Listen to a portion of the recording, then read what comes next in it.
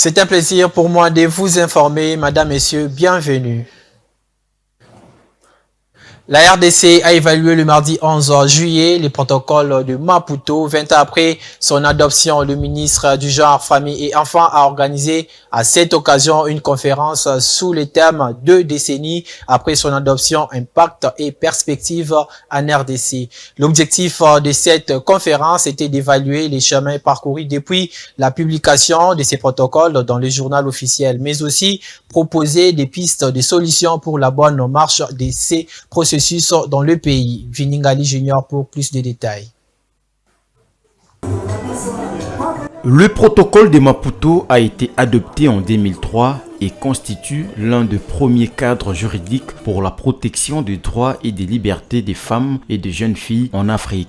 Sa particularité est qu'il prend en compte la spécificité des femmes africaines en insistant sur certains aspects comme l'héritage des veuves, les droits des propriétés et les droits reproductifs des femmes. Malgré son caractère contraignant, la question de son effectivité se pose avec acuité dans plusieurs pays. En République démocratique du Congo, les participants à la conférence d'évaluation ont identifié de nombreux obstacles à la mise en œuvre de ces textes. Dans le même temps, ils ont proposé des pistes de solutions. Représentant son collègue du genre, la ministre de la formation professionnelle, Antoinette Kipolo, a invité les participants à évaluer les défis enregistrés dans la mise en œuvre. La commémoration du 20e anniversaire du protocole de Maputo constitue une occasion favorable pour faire une évaluation du chemin parcouru en République démocratique du Congo dans la promotion des droits de la femme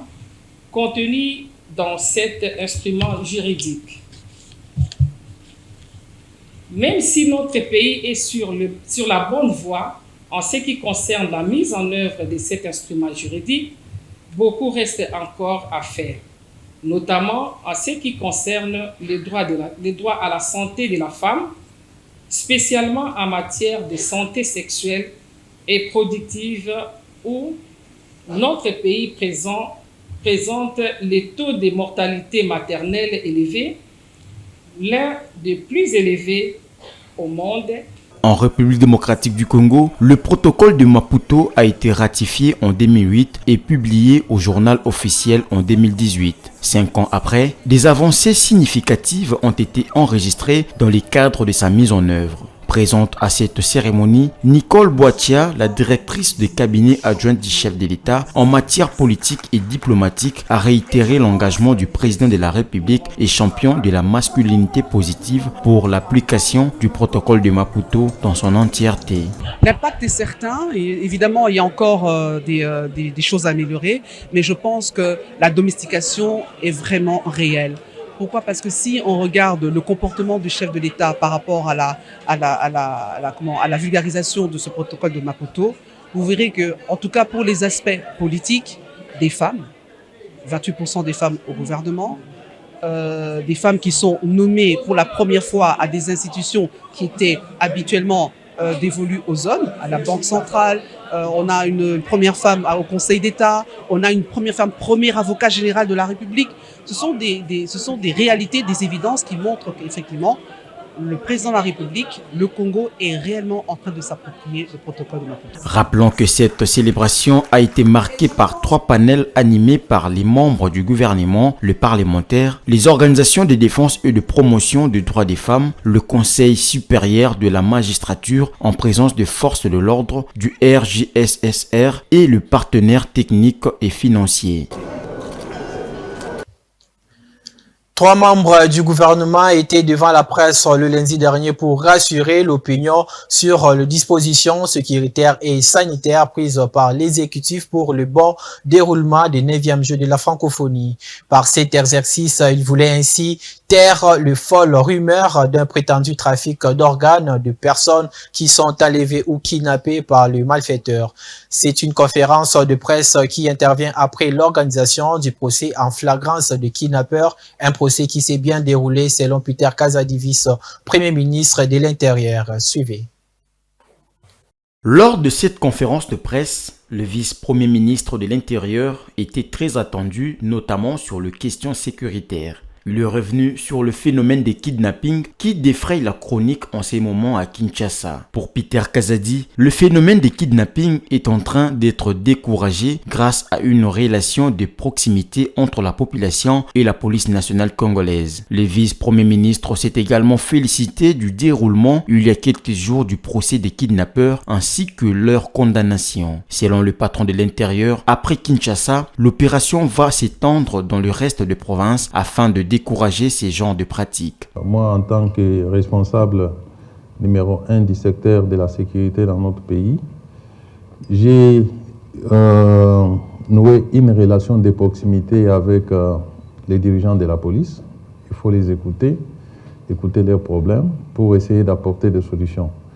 Et c'est sur base de cette confiance que nous sommes en train d'évoluer et les résultats sont visibles et palpables. Nous sommes en train de faire sentir l'autorité de l'État, puisque l'État reste au-dessus de tout le monde. Personne ne peut défier l'État indéfiniment. Nous avons d'abord ciblé Kinshasa comme la ville test pour voir l'efficacité des méthodes que nous sommes en train d'appliquer. Et après quelques jours, nous allons étendre dans nos provinces, partout où il y a l'insécurité, afin que nous puissions juguler cette situation qui nous frappe tous. À propos justement de l'organisation du procès des kidnappeurs, Peter Kazadi s'est dit satisfait de son déroulement. Selon lui, c'était un procès très facile car toutes les personnes arrêtées avaient reconnu les faits qui leur étaient reprochés. Les procès les plus faciles plutôt, dans la mesure où les prévenus tous presque sont passés aux aveux. Et en droit, nous disons, la reine des preuves, c'est l'aveu. Lorsque quelqu'un vous dit, c'est moi qui ai tué, c'est moi qui ai kidnappé, c'est moi qui ai volé, on n'a pas cherché d'autres preuves au-delà de ces déclarations. Donc, je suis totalement satisfait du déroulé du procès. Le vice-ministre de la Santé s'est également prononcé sur le prétendu trafic d'organes qui fait jaser dans la capitale ces derniers jours. Pour Emmanuel Olen, parler du trafic d'organes à Kinshasa est une vaste blague car pour faire ces genres d'opérations, il faut avoir des structures très spécialisées et bien équipées. Quand on retire un cœur, il ne peut survivre que 3 à 4 heures. Quand on retire un foie, il ne peut survivre en dehors du corps que 6 heures. Quand on retire un poumon, c'est 6 à 8 heures. Le rein, 1 jour à 2 jours. Mais ça ne suffit pas. Pour retirer un organe, ce sont des chirurgiens et des équipes entraînées. Et ça ne prend pas moins de 12 heures. Et ici, à Kinshasa, comme je dis, les laboratoires pour le faire, la conservation, c'est très très difficile. Non seulement ça, le cadre légal. C'est vrai que dans notre pays, ce n'est pas autorisé. Les gens qui le font, c'est vrai que c'est de manière illégale. Mais pour le faire techniquement, qu'on ne vous trompe pas, c'est pas moins de 6 à 12 heures, parfois 20 heures. Donc c'est pas quelqu'un qu'on a kidnappé à 6 heures et à 6h30, il vous dit on m'a retiré un rein. C'est pas possible. Soyez rassurés quant à ce, nous n'avons ni l'expertise, ni le plateau technique pour arriver à faire ces transplantations aujourd'hui. Nous espérons les avoir avec l'avenir, mais ça demande des années et des années de formation. À 3 semaines de la tenue à Kinshasa de 9e jeu de la francophonie, le vice-ministre de la Santé Serge Emmanuel Olen s'est voulu rassurant quant aux dispositions prises sur le plan sanitaire pour assurer les soins de chaque athlète durant le 9e jeu de Kinshasa. Je voudrais rassurer la communauté qu'au niveau du ministère de la Santé, toutes les dispositions sont prises et à ce jour, nous allons accueillir les jeux avec une sécurité médicale. Vous avez suivi que les ambulances sont arrivées. Sur un total de 20, on a déjà reçu 16 de type A et localement, il y avait déjà des ambulances de type C. Vous savez que les sportifs sont exposés à la mort subite. Vous avez suivi certains footballeurs qui sont morts sur le terrain de foot. Et donc, nous nous sommes assurés pour que pendant ces jeux, partout où ils soient, même s'ils font un arrêt cardiaque, nous avons de quoi les réanimer et les gens ont été formés quant à ce. Ensuite, concernant les médecins, nous avons procédé à la formation pour la gestion d'un afflux massif de blessés. On appelle ça le plan blanc. Ça permet justement aux équipes de trier rapidement et de transférer vers des sites sécurisés. À noter que le 9e jeu de la francophonie vont se tenir durant 10 jours. Les autorités mettent le bouchée double pour relever ces défis sur tous les plans.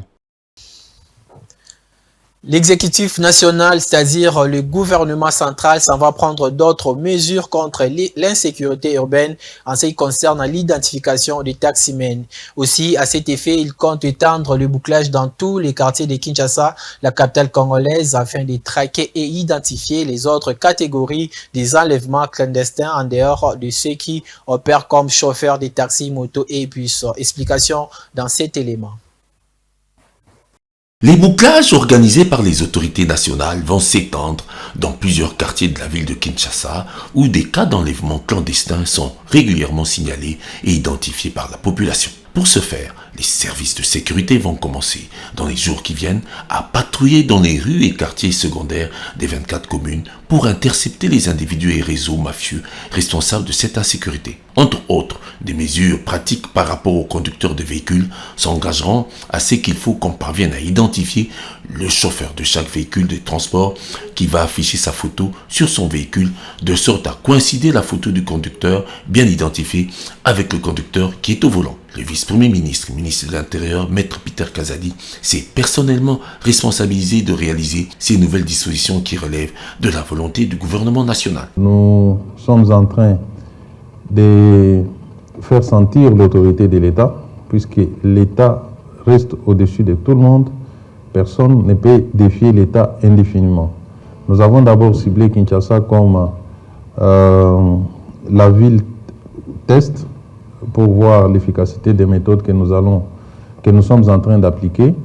Et après quelques jours, nous allons étendre dans nos provinces, partout où il y a l'insécurité, afin que nous puissions juguler cette situation qui nous frappe tous.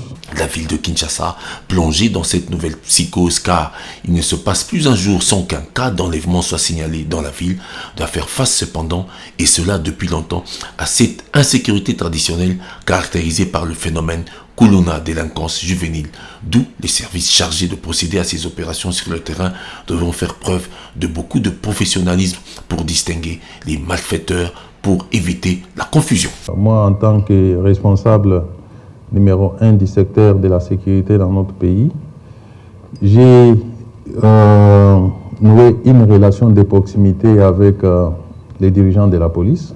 Il faut les écouter leurs problèmes pour essayer d'apporter des solutions. Et c'est sur base de cette confiance que nous sommes en train d'évoluer et les résultats sont visibles et palpables. Les syndicats des enseignants du Congo central, SIECO, posent certains préalables pour garantir l'effectivité de la rentrée scolaire 2023-2024, 10 jours seulement depuis que les élèves de l'école primaire et du secondaire aient pris leur congé de fin d'année scolaire. Les préavis quant à la non-reprise des enseignements pour l'année scolaire 2023-2024 sont de plus en plus annoncés par les différents syndicats des professionnels de la CRE. Suivez. Les préavis quant à la non-reprise des enseignements pour l'année scolaire 2023-2024 s'annoncent de plus en plus par les différents syndicats des professionnels de la CRE. C'est le cas notamment du syndicat des enseignants du Congo, SIECO, qui depuis le lundi 10 juin 2023, à travers son comité provincial du Congo central, a donné le go en conditionnant la prochaine rentrée scolaire par le respect des engagements pris à Bibois et à Mbouela Lodge entre le gouvernement de la République et le banc syndical des enseignants. Après plusieurs échanges que le dit comité a eu tout récemment avec sa base, ce dernier a cependant décidé d'entreprendre des actions de grande envergure dès la prochaine rentrée scolaire. Parmi ces actions, on peut citer entre autres des marches pacifiques accompagnées des sit-ins des enseignants jusqu'au gouvernorat de province pour ceux de Matadi et jusqu'aux différents sièges administratifs des territoires et de la mairie pour ceux de l'intérieur de la province. C'est la fin de ces bulletins d'information. Mesdames, Messieurs, bonne suite des programmes sur Mandiko Télévision.